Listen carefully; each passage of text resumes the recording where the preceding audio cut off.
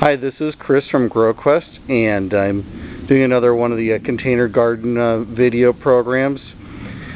These are the two olives, wine barrels from last year, a Leccino on the right and a Frantoio on the left, and they are planted in oak wine barrels, and the plants in the bottom of the barrels are a mixture of basils, verbana, and oregano. Actually, in this side we have a little bit of tarragon and pineapple sage. This side's exclusively a mixture of basils and a little bit of verbana for some color.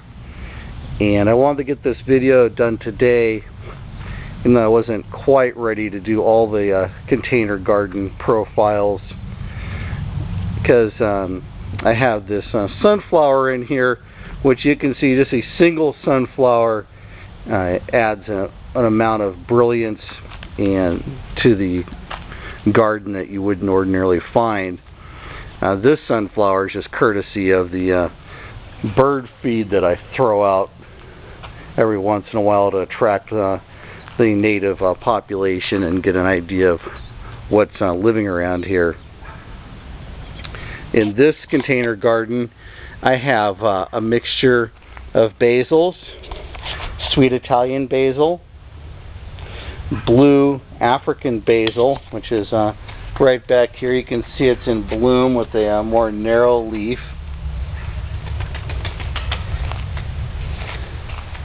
And of course I lost a couple of the tags, but a very beautiful variegated basil. Variegated means that the leaf has a white and green or yellow and green leaf combination. In this case, a very beautiful white border with green hues in the leaf.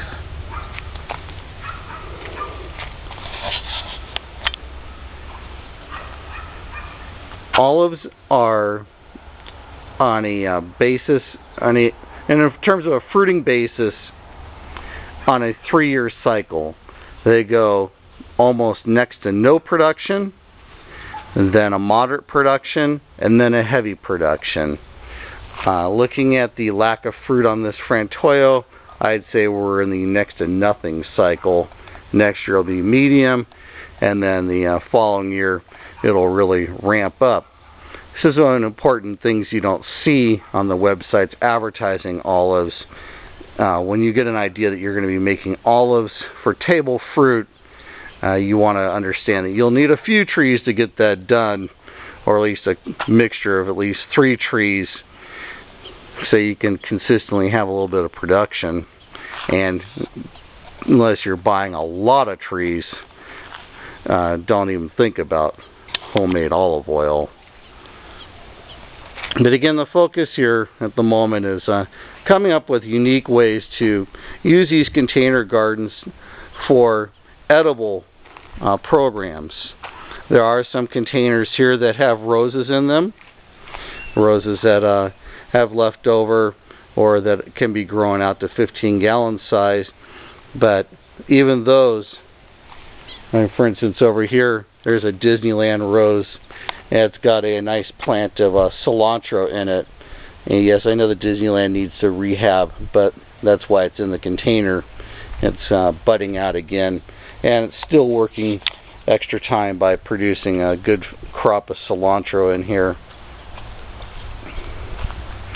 So this is the oak barrel. One way to go about growing out a beautiful olive tree, by mixing in some basils in the understory and add a little bit of color, verbana, geranium, ivy. There's a number of things you can plant that'll hang over the side, and you can even plant strawberries all the way around the edge and have them hang over the side and fruit very well. Get some really clean fruit that way. And I'll probably add a lot more sunflower seeds in here, more floral select varieties like cicada sunbrights and teddy bears to make it much more interesting.